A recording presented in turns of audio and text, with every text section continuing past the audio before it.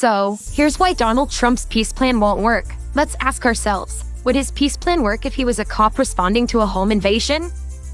When someone breaks into a house, the owner fights back, and the cops come. The cops don't say, "I know how we can settle this. You let the burglar keep the dining room and the kitchen, and stop fighting. We need peace, right?"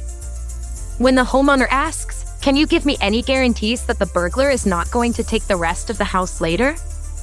A good cop doesn't say to the homeowner, "You just have to take the burglar at his word that he's not going to try to take the rest of the house." Then, when the homeowner gets upset and explains how ridiculous this is, the cops don't try to take away the homeowner's means of defense, therefore making it easier for the burglar to take the rest of the house.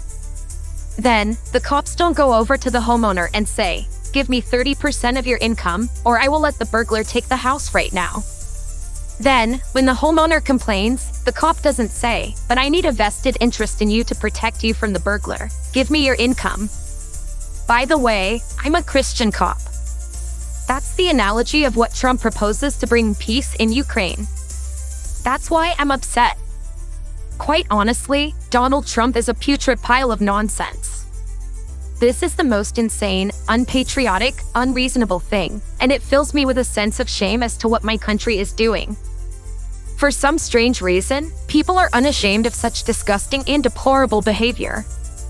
The first step towards making things better is acknowledging that something is wrong and being motivated to fix it.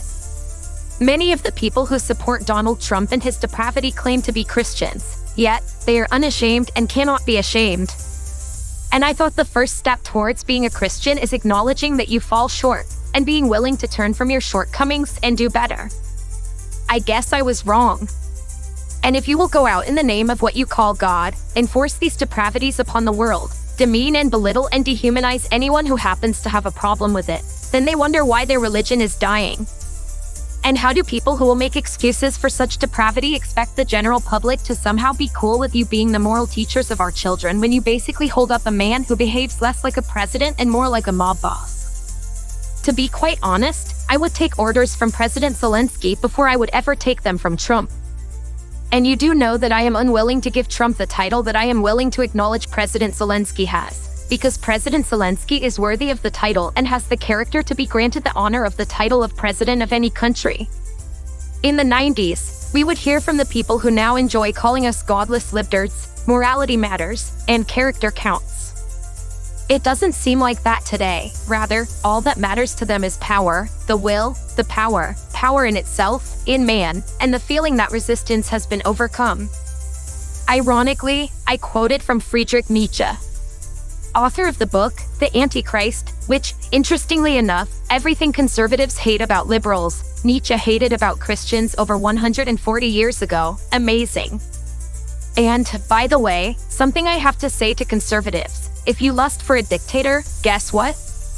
You shouldn't even call yourself an American. There are plenty of Ukrainians who have never gone to the United States, who are more American than a lot of Trump supporters, because they simply don't want a dictator. And I say that in the nicest way possible, because I know Trump has turned that term, American, into a curse word.